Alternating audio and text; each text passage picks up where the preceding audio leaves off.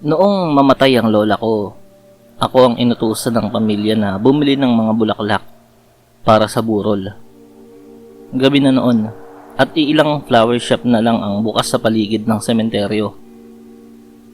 Sa isang maliit na tindahan, habang pinipili ko kung anong korona ang pinakamaganda, bigla akong nilapitan ng isang matandang babae.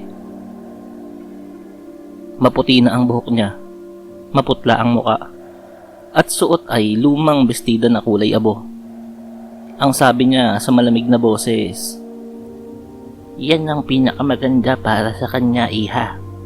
Mas babagay sa kabaong ng isang katulad niya." Nagulat ako dahil hindi ko siya kilala. Pero napasunod ako sa sinabi niya. Binili ko ang tinuro niyang korona na may mga puting lilis at ilang pulang rosas.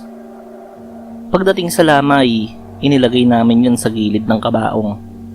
Pero habang tumatagal ang gabi, napansin ko na lahat ng bulaklak sa paligid ay medyo nalalanta, maliban sa binili kong korona. Ang mga lilis ay tila mas lalong gumaganda at may isang pulang rosa sa gitna na hindi ko maalalang kasama sa binili ko. Nakapagtataka pa, parang may bahid ng dugo sa pinakagitna ng bulaklak. Habang nakatingin ako, pakiramdam ko may malamig na hangin na dumaan sa likod ko. At sa dulo ng chapel, nakita ko ang matandang babae mula sa flower shop. Nakaupo siya sa bangko, nakangiti, nakatitig sa kabaong ng lola ko. Nilapitan ko siya para magpasalamat, pero sa mismong paglapit ko, naglaho siya na parang bula. Nagtanong ako sa caretaker kung may nakita ba silang matandang babae. Ang sagot niya, "Wala naman, iha. Ikaw lang ang naglalakad-lakad dito eh." Kinabukasan, nalaman ko mula sa isang tita ko na ang kapitbahay daw ng lola ko noong kabataan niya ay isang tindera ng bulaklak sa sementeryo at namatay ito sa mismong araw ng lamay.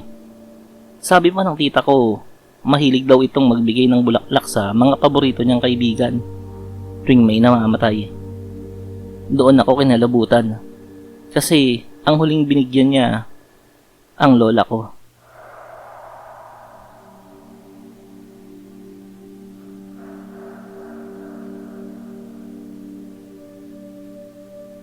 Noong college ako, may crush ako sa kaklase kong si Leia. Isang araw, binigyan niya ako ng isang pulang rosas.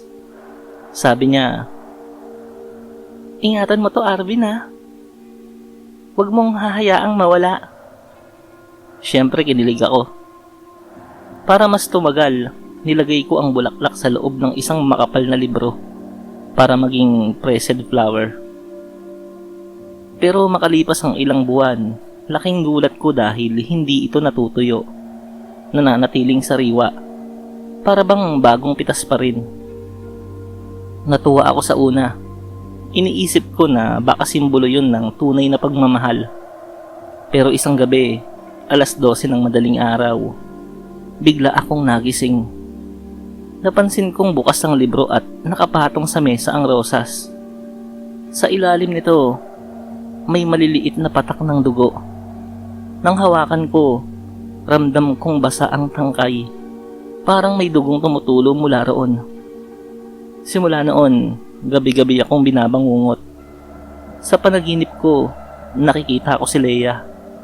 May dugo ang muka, wasak ang labi, hawak ang pulang rosas. Paulit-ulit niyang sinasabi sa akin, "Bakit hindi mo ako pinaglaban?" Kinabukasan, nalaman ko sa balita na naaksidente si Leia noong araw na ibinigay niya sa akin ang rosas. Hindi ko alam, pero parang imposible dahil nakausap ko siya ng hapon na yon. Nang ipakita ko sa mga kaklase ko ang rosas, nagulat silang lahat. Ang sabi nila, hindi maaaring ibigay yun ni Leia dahil sa oras ng klase namin, patay na siya. Hanggang ngayon, hawak ko pa rin ang rosas. At ang nakapagtataka, sariwa pa rin ito. Hindi ko na alam kung dapat ko bang itapon o itago. Ang tanging alam ko, sa tuwing nahahawakan ko to, Pinapaalala nito sa akin na minsan akong nagmahal.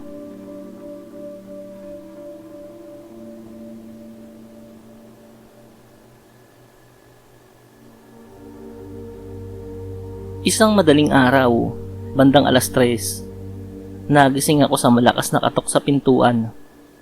Pagbukas ko, wala namang tao.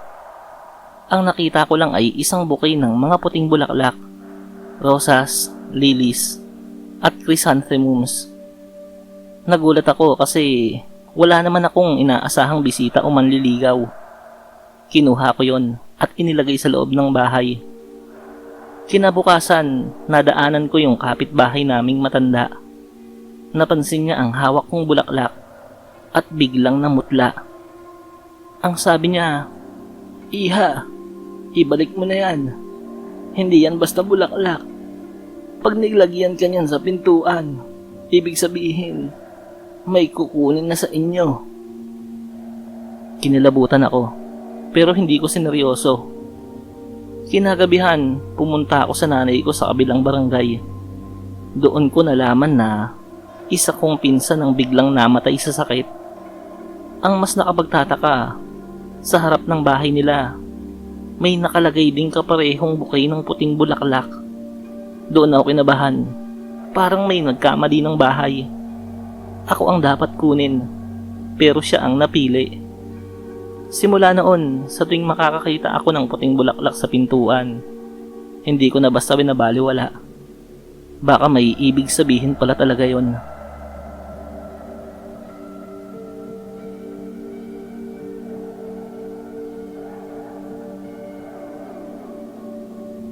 Sa baryo namin, may isang kubo sa gitna ng bukid na lagi naming tinatambayan ang barkada ko.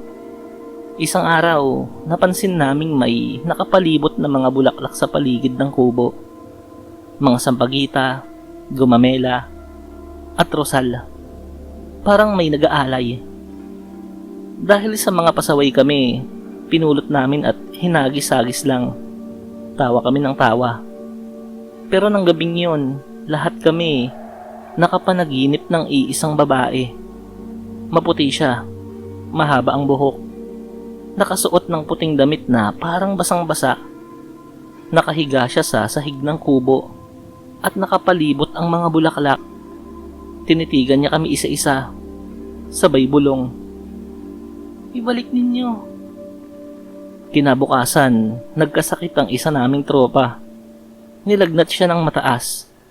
Nagsusuka at paulit-ulit na sinasabi habang tulog, "Ibalik ang bulaklak. Ibalik."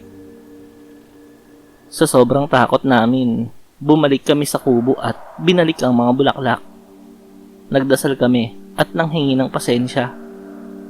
Makalipas lang ang ilang oras, gumaling agad ang tropa namin. Sabi ng matatanda, may babaeng pinatay daw sa kubo na yon, noon pa. At mula noon, may nag-aalay ng bulaklak para matahimik ang kaluluwa niya.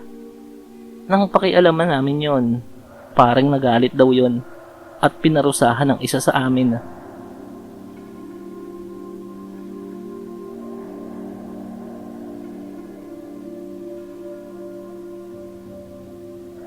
Mahilig ako sa halaman, kaya nagtanim ako ng mga bulaklak sa likod ng bahay.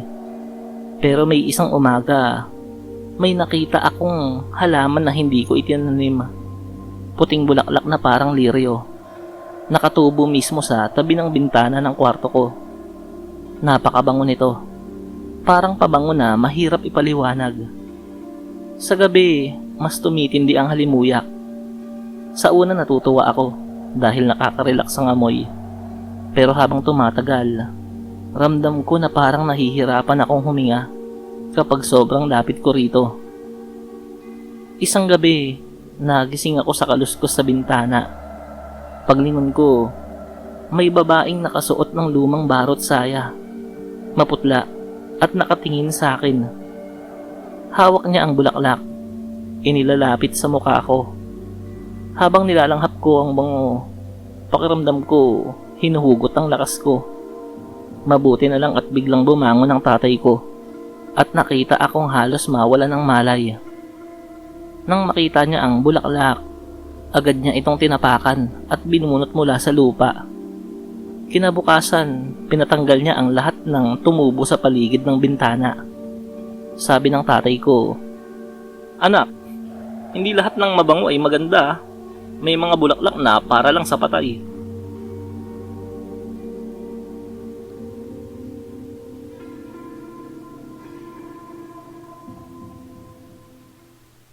Iyon.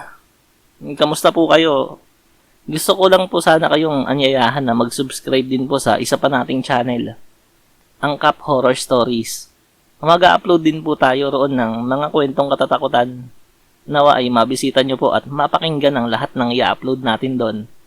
Muli, pasubscribe po sa Cap Horror Stories. Ilalagay ko na lang po ang link sa comment section. Maraming salamat po.